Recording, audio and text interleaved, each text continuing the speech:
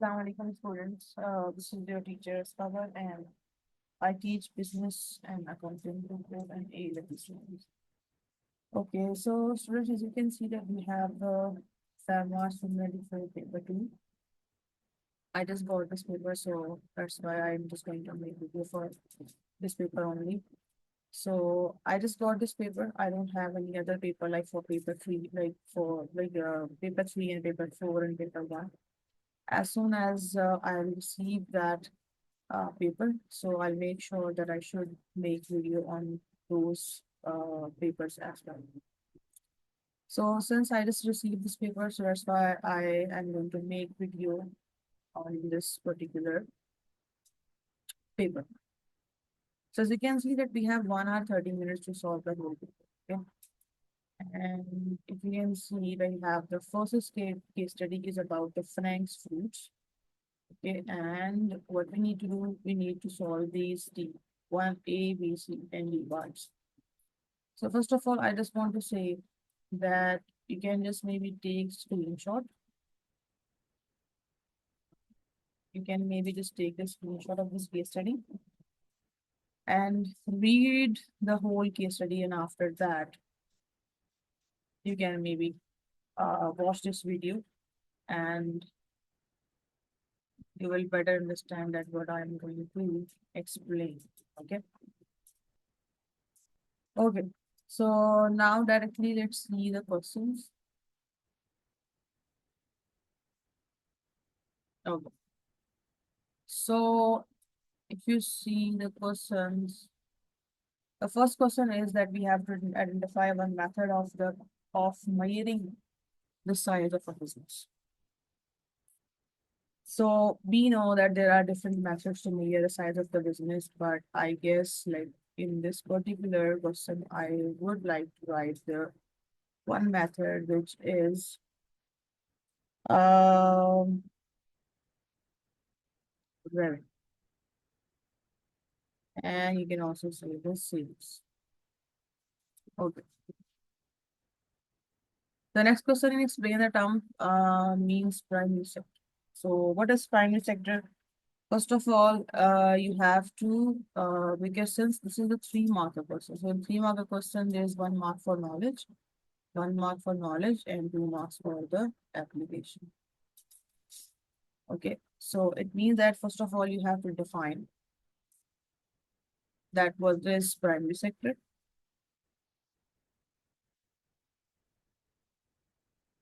And then you have to explain, you have to apply your answer. Okay, so I can say that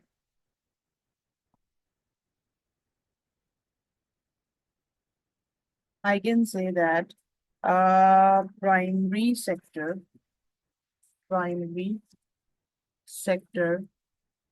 is basically involves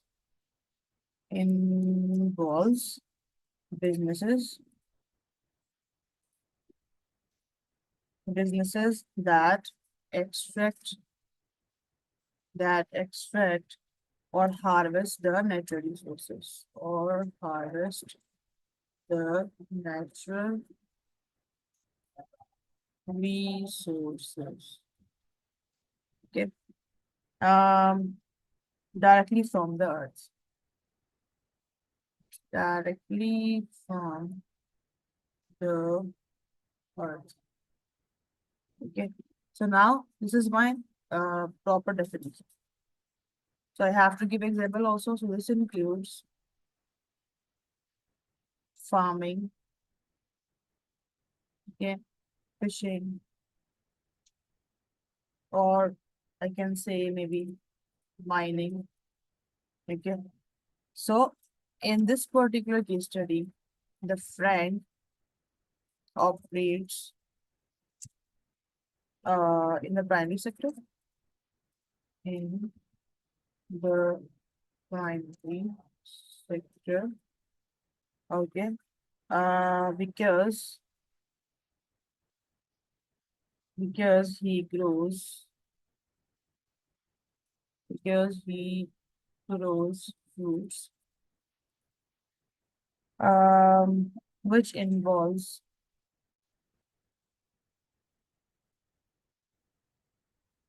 which involves cultivation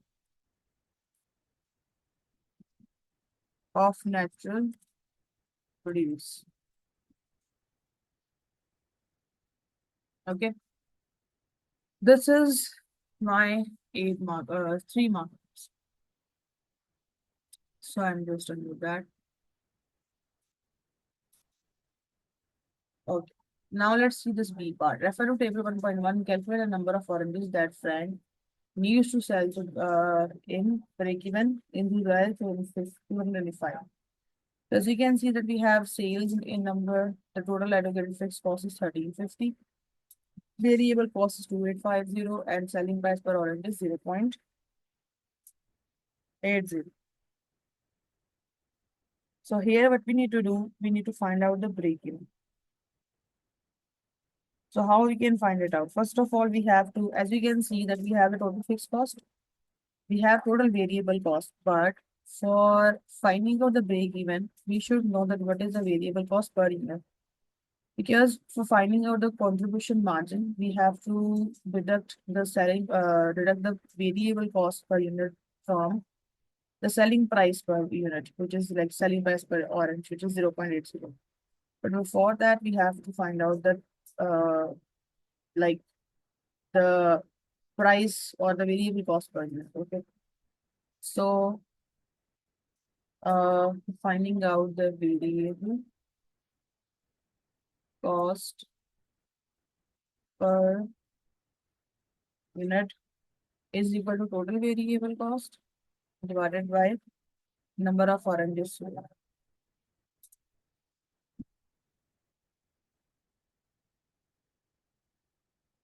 And this is equal to, as you can see, 5,650.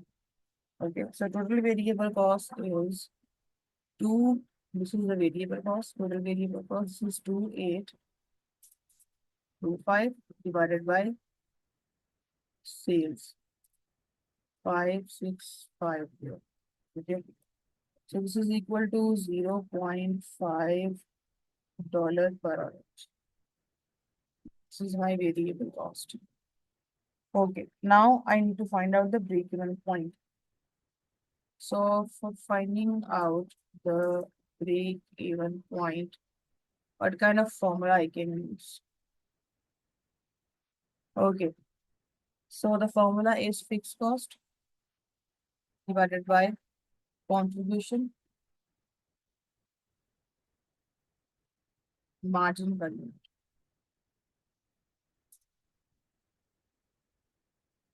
And how I can find out the contribution margin per unit? Selling price minus variable cost. So this is my fixed cost, 2825 divided by 0.80 minus 0.5. Okay. So this is equal to 0.3. Uh, sorry, if this is my fixed cost. This is not, what is a fixed cost? Okay, so 1350 is a fixed cost, sorry.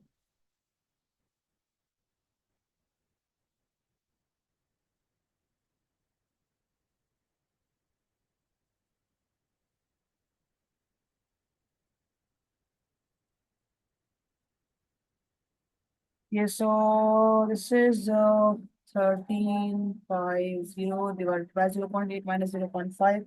So we get the answer which is 0.30. So 1350 divided by 0.30 is equal to 4500 orders. So this is my break-even point. Okay. Uh, Now let's see the next question. Explain one limitation for Frank of using the break-even analysis. We have 3 marks question. Okay. So first of all, one limitation I will say that first of all you need to apply knowledge. It means that you will kindly write the limitation. The limitation of using break-even analysis for Frank is that it assumes constant prices and product cost. Assumption of constant prices and cost. So this is like basically the limitation. Okay, so in basically we can say that in reality, in reality,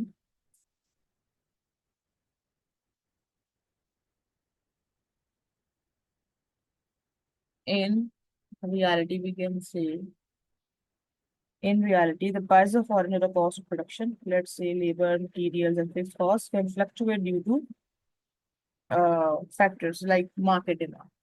In reality, prices of orange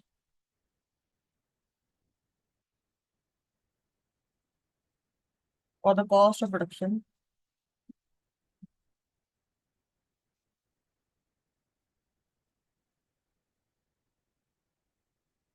or the cost of production, let's say labor, materials, and fixed costs can fluctuate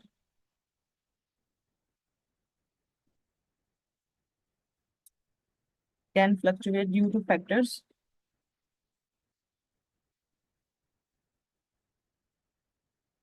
Okay, like we can say that maybe market demand, which is one of the factor which can cause uh, the break even to fluctuate. Market demand and different weather conditions. Weather condition is more suitable because this case study, if you maybe read this case study, so this case study about the oranges. So we know that oranges demand will highly affected by the weather conditions. Weather conditions, okay, or changes in supplier price. The break-even analysis doesn't account for these changes. Break-even analysis doesn't doesn't account for these changes.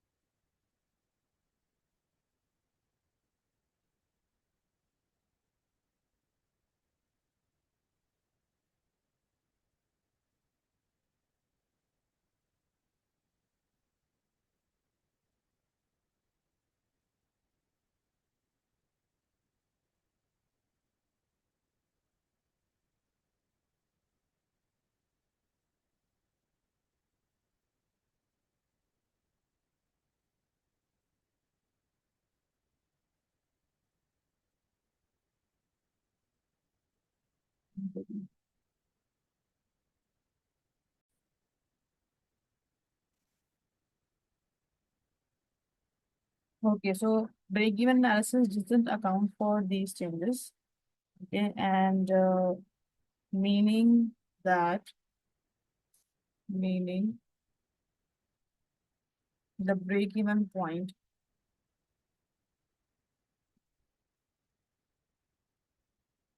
meaning the break-even point may not be accurate,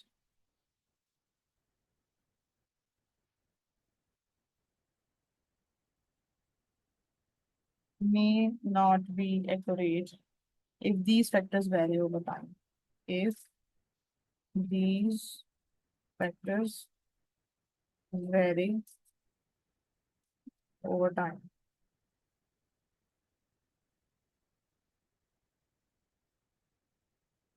Okay.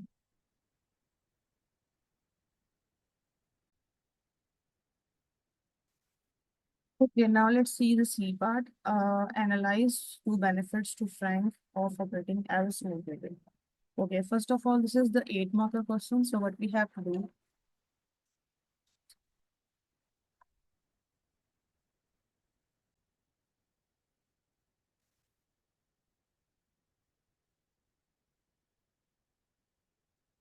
Okay, so since this is a 8 marker question, if you see, analyze two benefits to Frank of operating as a sole trader.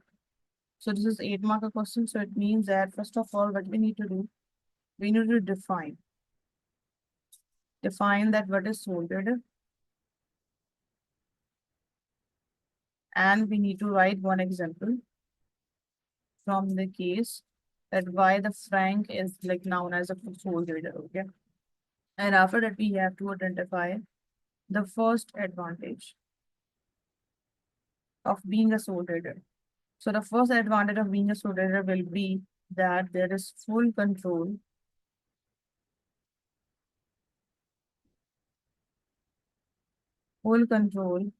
and flexibility.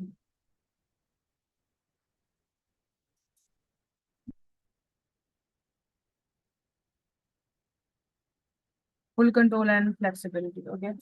So that's the first identification. So full control and flexibility, first of all, because Frank is a sole trader, so he has complete control over all businesses. He have complete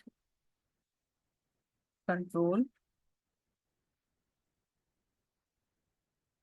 on all decisions. Okay. I'm just going to make the change because if I will write the answer, the whole answer, so it will take a lot of time. So he will be having a kind of complete control over all decisions. Okay, first thing is that. Now, what will happen if he has the complete control? So it means that it will allow him, or it will make him, or it will allow him to make quick decisions. So there is a quick decisions he can make. Okay. So without the need for approval from partners or the shareholders. Okay. Without approvals.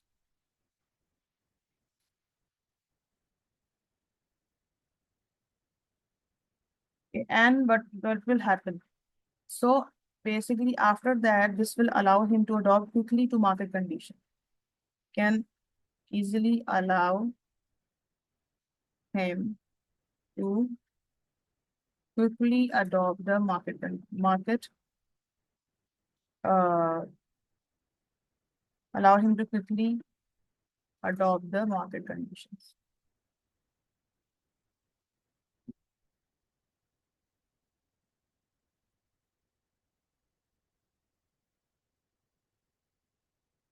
Okay. So after that, what will happen? So for example, what kind of market condition we are talking about? He can adjust the pricing very easily. He can change the suppliers very easily. So basically, there is a higher flexibility.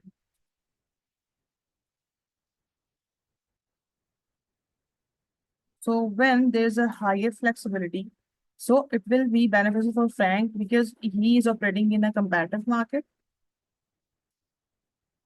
operating in a competitive market.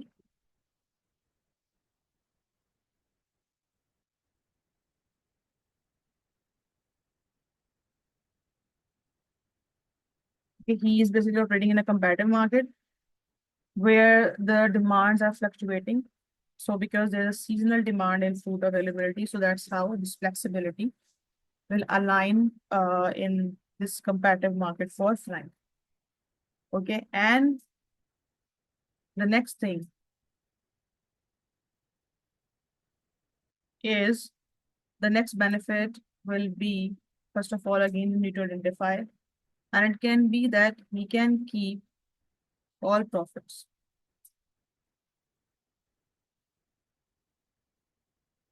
Can keep all profits. So as a like sole trader, so Franks keeps all the profits generated from the business, and this can be significant benefit, especially when the business is successful.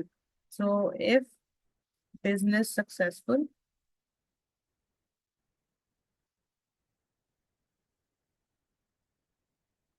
so this is a greatest benefit. So Frank doesn't have to share earnings with anyone else. No sharing of profits. So since there is no sharing of profits, so it means that Frank basically profit he can easily reinvest into the business to help it grow. So there is a reinvestment of profit. Okay, so he can easily reinvest the profit and it can help him to grow.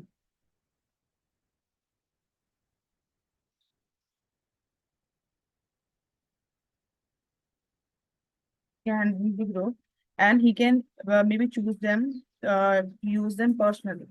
So this sole ownership of profits can be attractive incentive for Frank to increase his efforts in the growing business. So it will increase his efforts in growing business.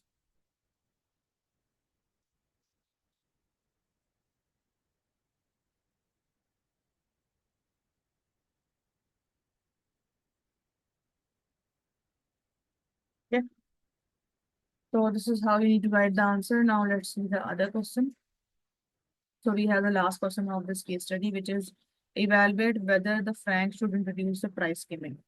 Okay, so what you have to do first of all in this 12 marker question, how you can solve it. First of all, you have to define that what is price skimming.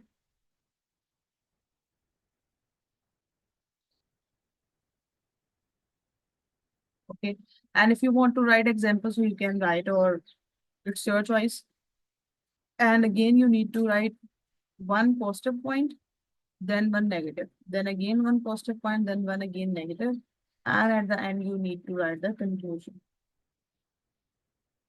Okay, so uh, first of all, price skimming definition. Now, first point, the first uh positive point.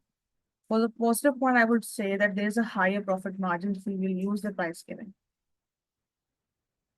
Higher profit margins. So how there's a higher profit margins? So price skimming means that he is going to set a higher price initially for his fresh fruits. Okay. So Frank can capture higher profits. Okay. So there's a Frank can capture higher profits.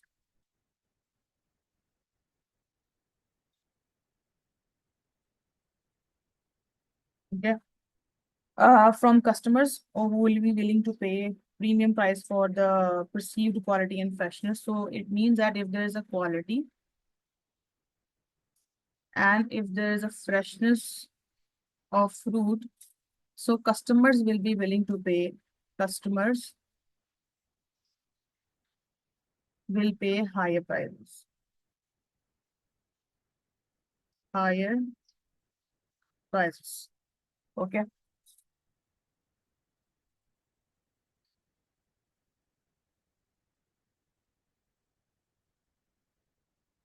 Higher prices. So this could allow him to improve his profitability and especially if he meets his target profitability of 25% by 2026. So this is the application which I got from the case. You can easily just because at the start of this video, I had already told you that you can take the screenshot of the case study. So if you have already taken, so you can just see that how you can apply your answer. So there is a high price and there's a high profitability, so its profitability will improve.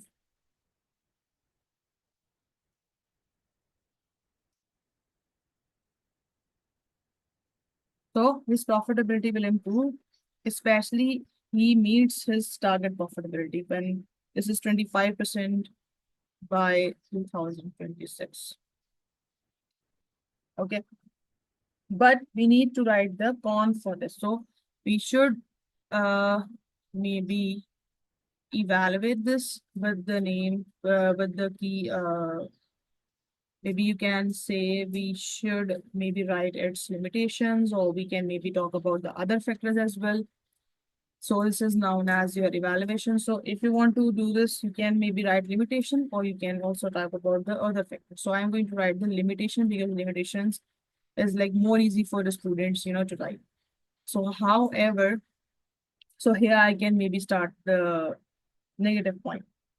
Okay, so I can say that there's competitors. Okay, and the name of competitors in the case study they talked about is national supermarket and local food shop.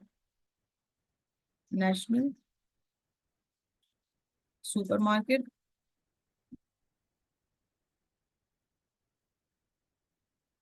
and local food shop.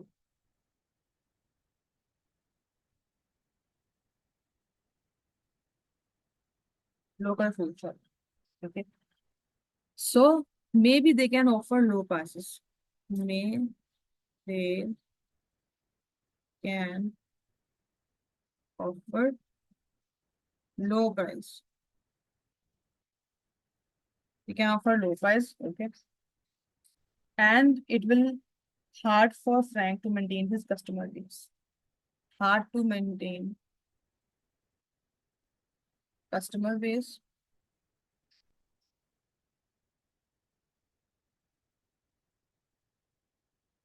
for Frank. Okay. Because if he will set his price too high, so my friend's market is price sensitive. So Frank market is price sensitive.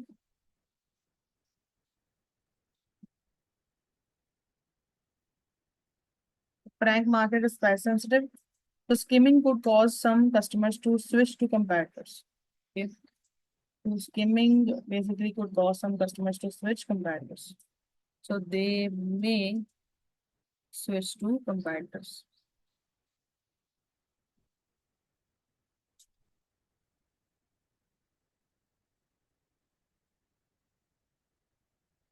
Okay, so who offer maybe more affordable options? And again, we have to write one positive point. Maybe we can say that uh, he can position his product as premium product. So again, we need to write positive point that there is a positioning as a premium product.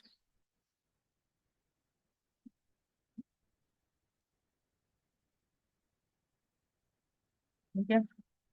So basically, price skimming could help reinforce the Frank's competitive advantage. Okay, so there is price skimming is basically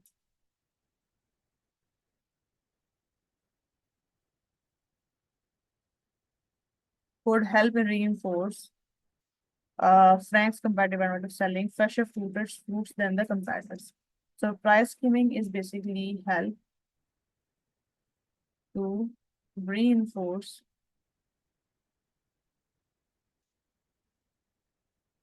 Frank's competitive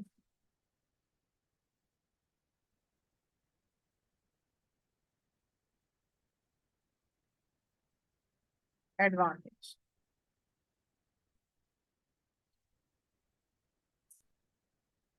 Okay.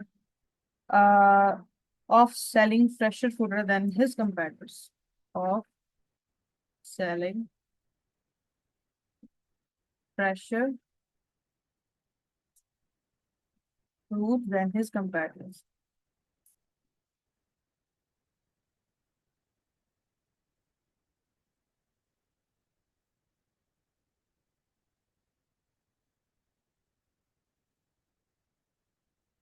Okay. So this will align with the brand's value proposition of offering fresh or locally grown fruit. This is the positive point we can write. And if we talk about the negative point, so we can say that there's a possible decrease sales volume. So we just want to write the negative point. So I can say that there's a possible decrease sales volume.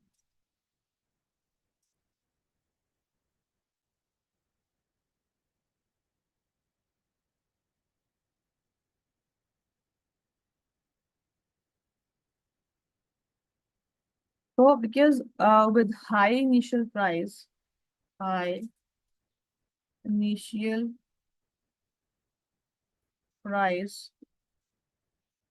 Frank maybe sell fewer oranges. Sell fewer oranges.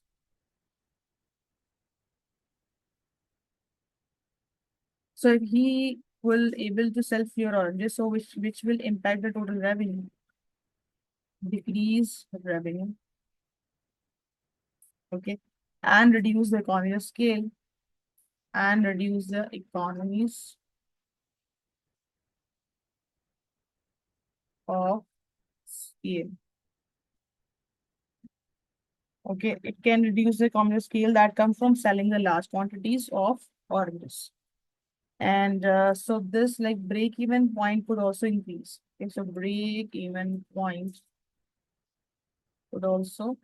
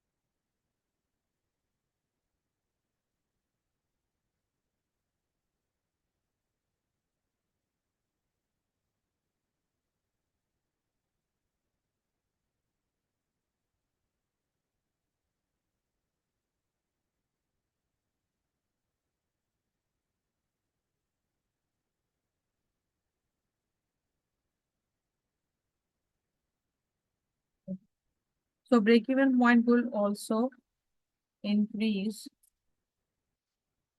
Okay. So it means that Frank would need to sell more units. Okay. So Frank will need to sell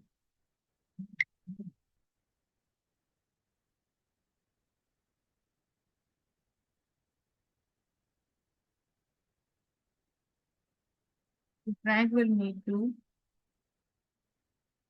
sell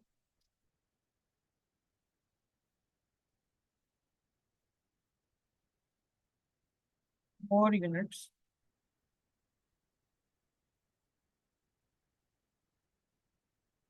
Okay, more units. So at a higher price to cover his cost.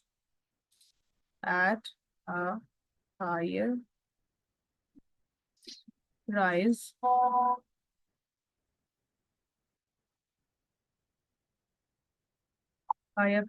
to sell to cover its cost.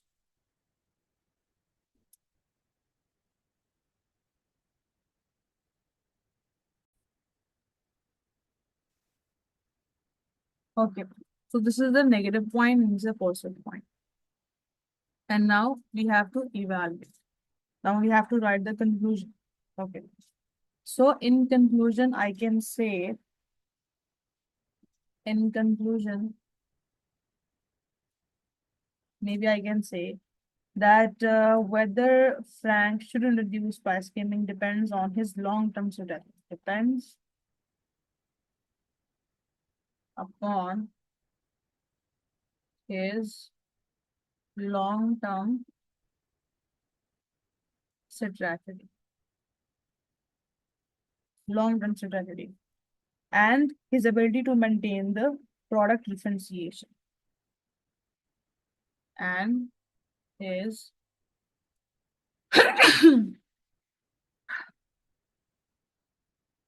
ability to maintain the product differentiation.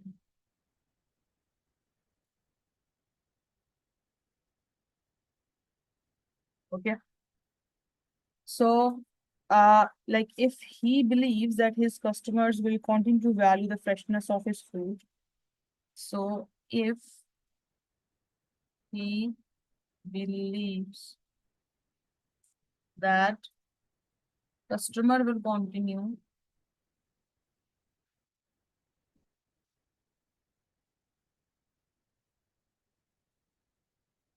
to value, okay, value the freshness of his fruit, the freshness of his fruit. Okay, so it means that it is enough to pay a premium price. Skimming could help him to maximize the profits. But however, Frank must also be cautious of alienating price sensitive customers. Okay, so also conscious for uh, price sensitive customers.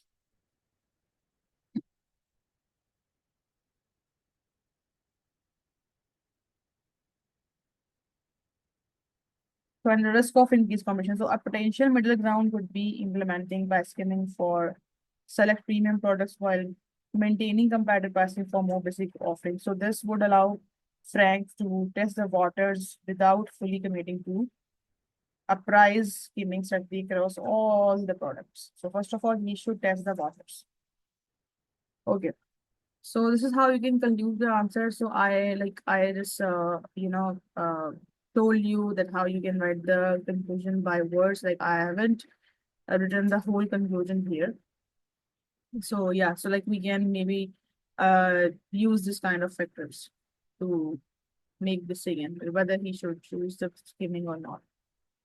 So let's say the reliable cars case study. So first of all, just take a screenshot. I'm just going to zoom out this case study. Okay, so you can just first of all take the screenshot. Okay, so I hope that you have taken the screenshot. Now let's see. In the first part of this question says that identify one method of primary market research. So one method of primary market research is basically the surveys. The next one is explain the term qualitative data. So what is qualitative data? It is basically refers to non-numerical information. This is non-numerical information. This is non-numerical information. Okay, and that is descriptive and provides the insights into people's experience and their opinions or behaviors. So it often comes from interviews, focus groups, or open-ended question surveys, survey questions. So in this particular case study, the qualitative data from Freyr's market research about the speed of RCR service likely included customer opinions and perceptions about how quickly their car repairs were completed. So, which helps to understand the customer experience in a deeper way beyond just numbers.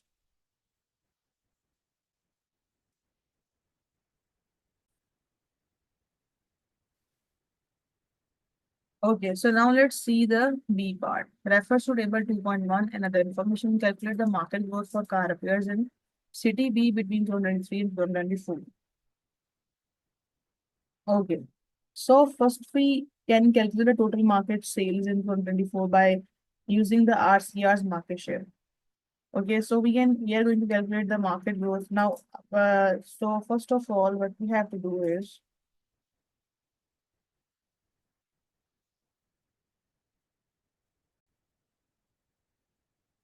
okay, so if we calculate the market growth for car repairs in city B between 23 to 24, we use the following formula. Market growth is equal to market sales in 2024, market sales in 2024, okay, minus market sales in 2023, minus market sales in 2023. Okay. And you need to multiply this with the 100 and divide with market sales in 2023. Market sales in 2023. So total market sales in 2023, as you can see, it says $700,000, and the RCS total sales in 2024 is this. Okay. So RCR's market share in 2024 is 17%. So we can now calculate the total market sales in 2024 by using this information. So market sales in 2024, how we can find it out? RCR sales in 24, RCR's sales in 2024 divided by market share in 2024. Market share 2024. So sales were 123 divided by 17%, which is 0.17. Okay. So if we just divide this, so you will get 723,500. Okay. So the market sales in 2024, which is 7,223,500. So in step 2, we can calculate the market growth. So we can calculate the market growth from 2023 to 2024. This one. Okay. So market sales in 2023, 2024, that was 7,23,500, which you just find out. Minus market sales in 2023 was 700,000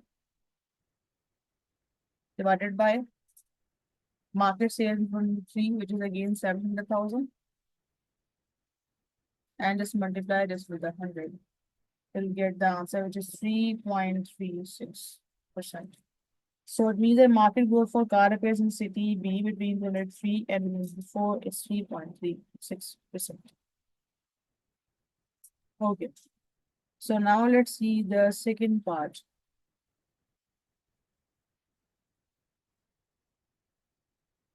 Okay. So second part is that explain one reason why RCR's objectives may change over time. Okay. So RCR objectives may change over time because of changes in market condition. Changes in market condition.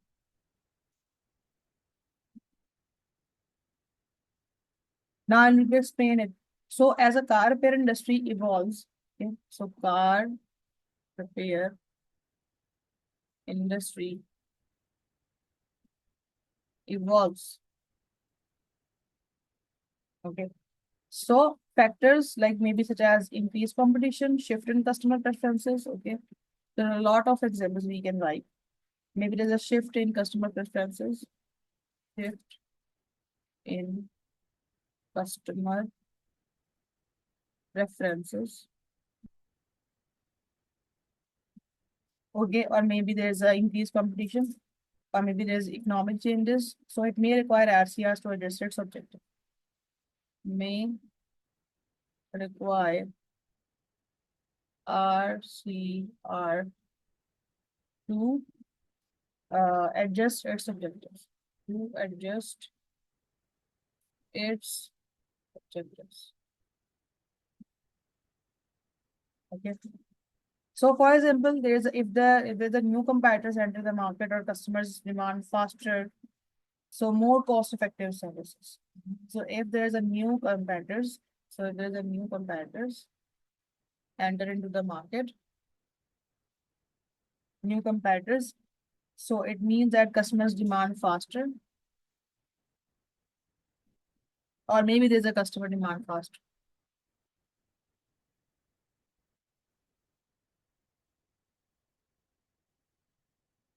Customer demand faster. Okay, so it may be they have to, or maybe there's a more cost-effective services. So RCR may need to set new objectives to remain competitive. Okay, so such as improving the service efficiency or expanding its customer base. So This adaptation helps the business to stay relevant and continue to grow. So these are the reasons that why he has to change his objective over time. Now let's see the C part.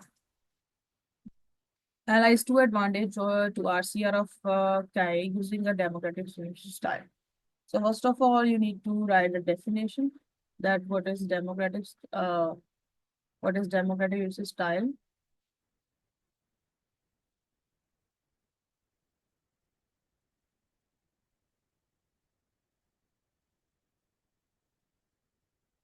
First of all, you have to write a definition of this, and after that, you need to write one advantage. Okay, so you need to identify the one advantage. So one advantage I will write that there's an increased employee motivation and satisfaction. Increased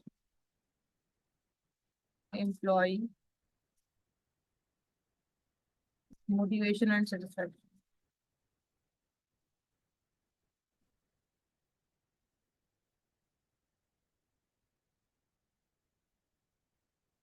Okay. So basically, if they're using a democratic management style, so it will encourage participation. Okay. Will encourage participation.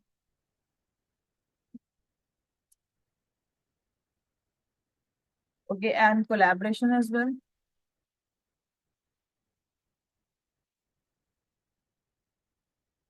Okay. So which can lead to higher employee morale and job satisfaction. Higher employee morale. Okay, and job satisfaction.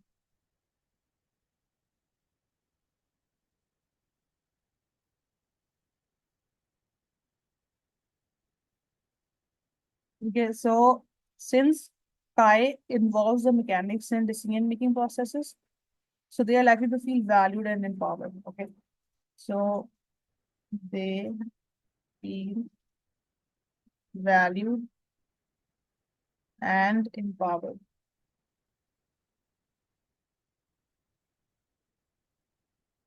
So this sense of ownership and involvement in business can increase their motivation to perform well.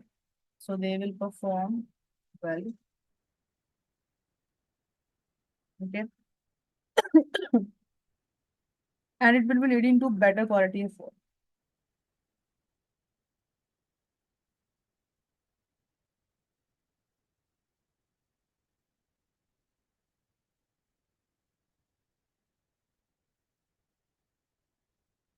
Better quality of work.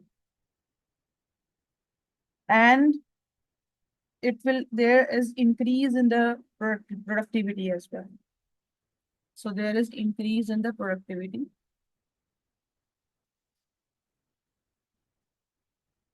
And there's a lower turnover rates.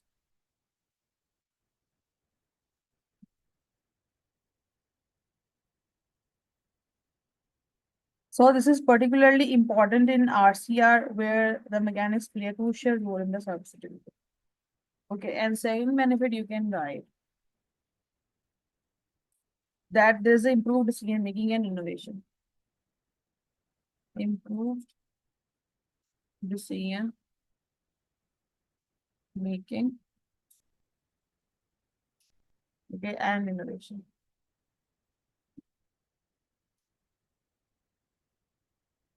And innovation. So democratic leadership style allows for a diversity of opinions and ideas. So by encouraging input from the employees, there is a diversity of opinions and ideas.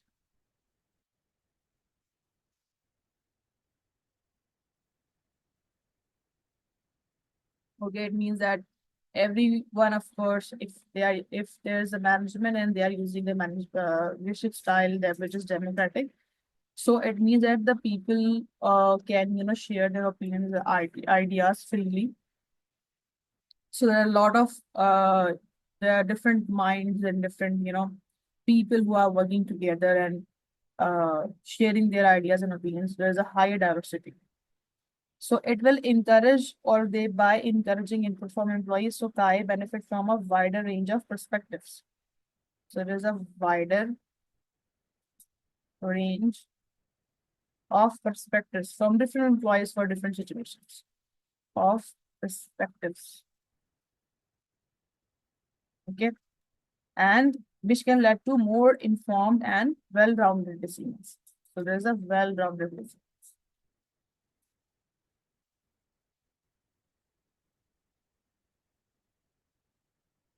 So there is a well-rounded decisions, and this is especially beneficial in a business like RCR, so where the mechanics with their hands-on experience may have valuable insights into improving the services, efficiency, or solving the technical issues. So there's a collaborative approach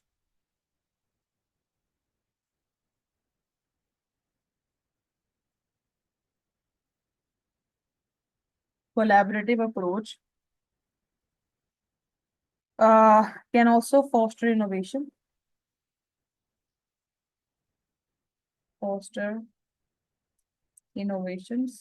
Okay. As employees may feel more comfortable suggesting improvements, or new ways of working, suggestions for improvements.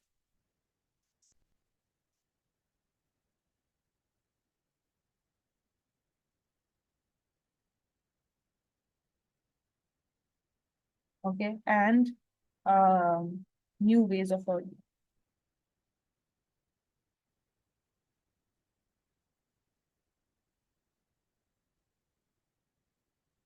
So this can contribute to business growth, business growth, and competitive advantage in the market, and the competitive advantage as well.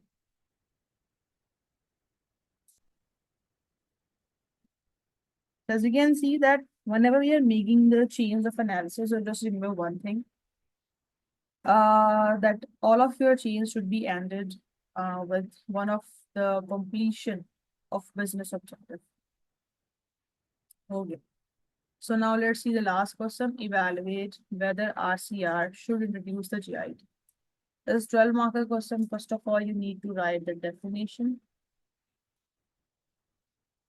of GIT. That what is GIT? Okay. So we can say that GIT is a management strategy that aims to reduce inventory levels, okay, by ordering and receiving goods only when they are needed for production or service, rather than maintaining large stockpiles. So this approach minimizes storage cost and reduce the risk of obsolete stock. So what is the advantage of GIT if RCR will use? So there's a reduce inventory holding cost. Reduce inventory holding cost. So we can say that by introducing the GIT, RCR could reduce the amount of inventory it holds, and which will lead to, now what will happen if there is a reduced inventory holding cost? So it means that it will uh, leads to lower storage and management cost. Lower storage or management cost. Okay.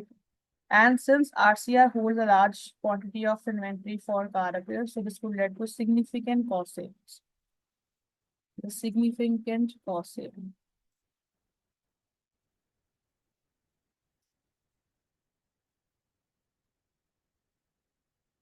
Okay. So with GIT, business would only order the core components if it needed. So when it needs them, which aligns with its goal of improving efficiency. So order when need, and their one of their goals in the case study is improving efficiency. So it means that they can achieve that goal. They can improve efficiency. Okay. So as mentioned in the business objective, so this would free up capital that would be reinvested in the other areas of business. That will be free up capital, which we can reinvest other areas of the business. Other areas of business. Now we need to write the negative point. Okay. So for the negative point, we can say that there is a risk of supply chain disruptions. Risk of supply chain disruptions.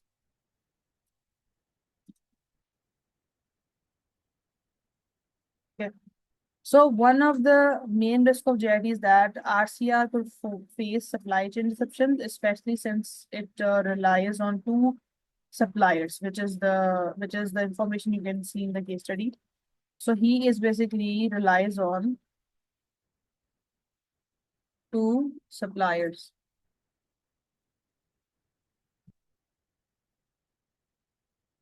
Okay, that have been in the place since the business inception. So if one of these suppliers faces delays or issues, okay, so if one of these supplier face issues, okay, so face delays or issues, so RCR may not have the necessary components to complete the repairs. May not have the necessary components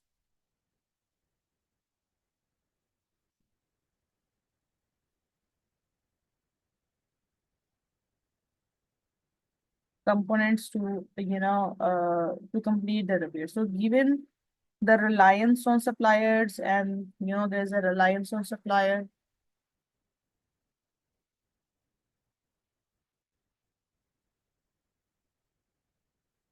So, and there's a potentially wide range of components needed for different repairs. So any disruptions could lead to delays in service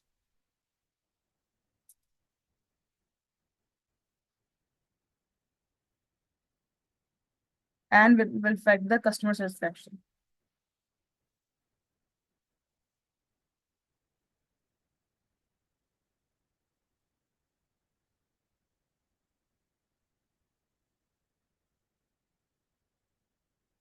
Now again, you need to write the more positive point.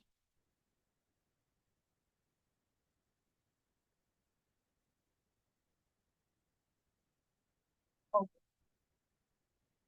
So I can maybe say that one more advantage is um, that is the improved cash flow.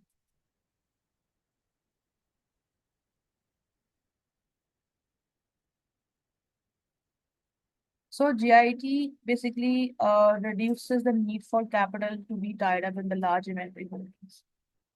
Reduce capital tied up in large inventory holdings.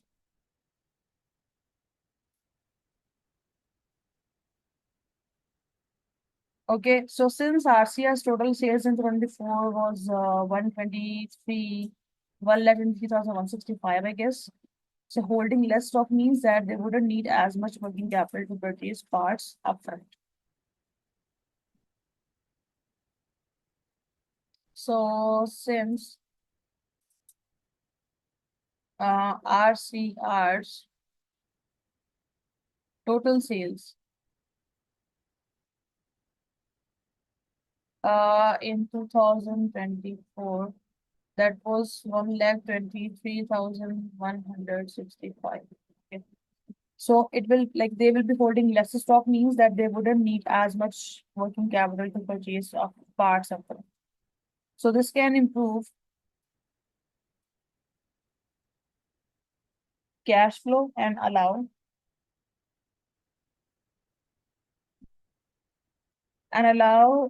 the RCR to allocate resources,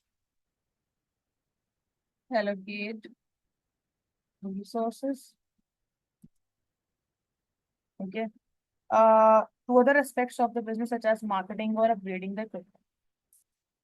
Other aspects such as marketing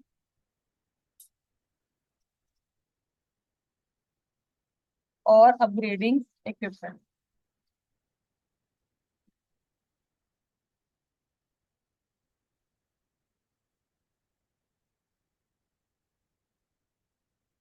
Okay. Uh, and we can also write the disadvantages as well. We are going to write a disadvantage. Like we are going to evaluate this. We can say, okay, so we can say that there is a initial transition cost and complexity. There is the initial transition, like we can say the however, okay, and after that, initial transition cost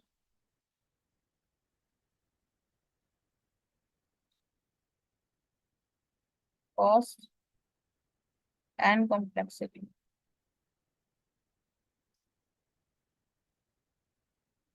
Yeah. So switching to GIT could involve the upfront cost and require the significant changes. Okay. So significant changes.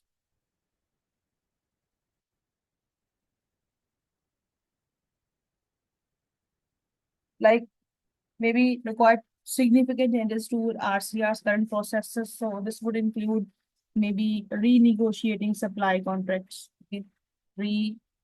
Renegotiating supply contracts,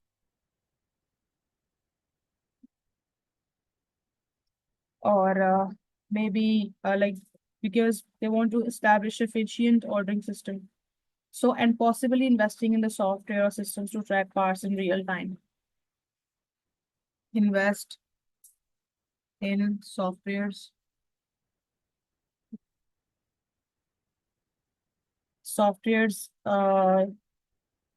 or system to track parts in real time. Or system to track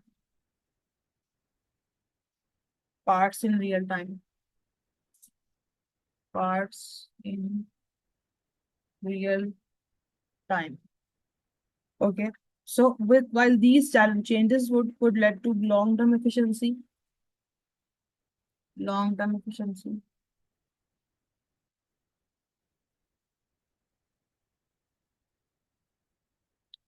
The transition may be challenging and resource intensive. Okay, so this may be resource intensive.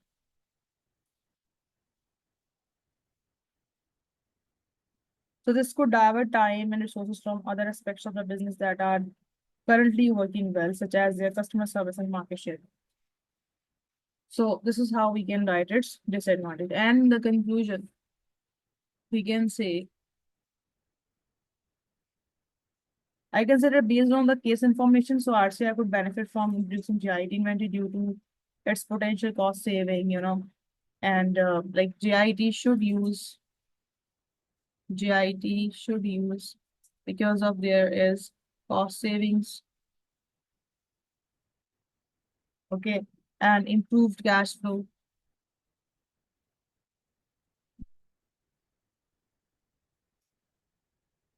and alignment with their objective of increasing efficiency. So, however, RCR should weigh these benefits against the risk of supply chain disruptions, initial investment in implementing GIT, and potential loss of flexibility during the peak demand period. So, given that RCR operates in competitive market, okay, so they are basically in competitive market.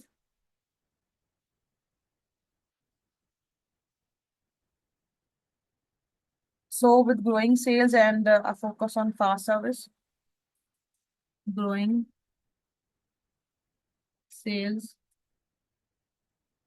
and focus on fast service.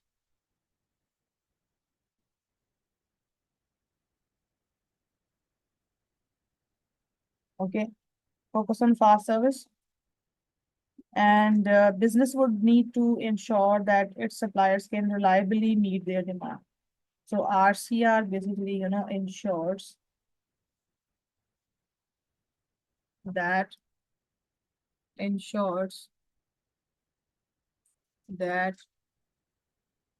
uh, suppliers can reliably meet the demand. Suppliers can reliably meet the demand.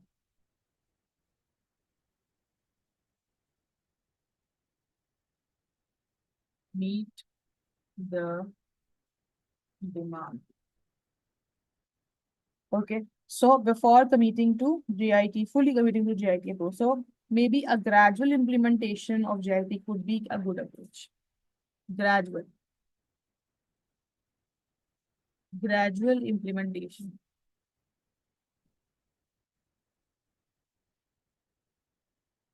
of GIT could be a good approach. So RCR could start by testing of GIT for certain components. So they should maybe test GIT for certain components.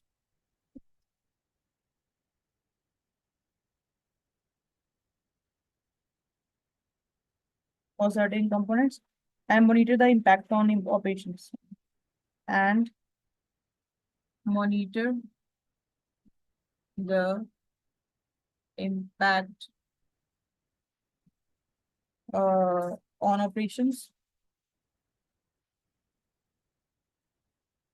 before fully switching to this inventory model.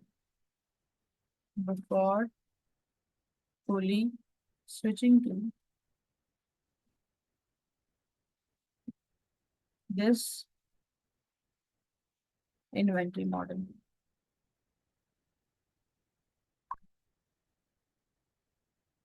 So this would allow the business to adjust based on real-time feedback and minimize the potential risk. Allow RCR uh, to adjust based on real-time feedback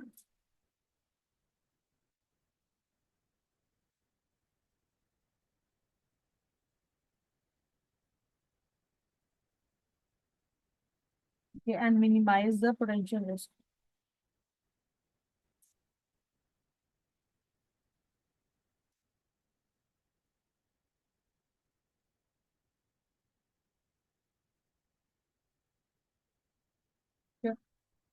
Yeah. So this is how you should write the answer. And Alhamdulillah, we have completed this paper. So I started this paper, I think, at 4 p.m. And I think now this is 4 or 4:40, something like that. Or this is now 6. So, sorry, 4 a.m. and now this is 6 a.m. Okay. So good luck for your exam, students. And if you need any help, so you can maybe uh, comment under this video, and you can also share this video with your students, with maybe not students, basically with your fellows, so that they can also take advantage. And if you want to get enrolled into my past paper sessions, this is also available. We in that past paper session we will be dissecting the case study. Okay, allow this.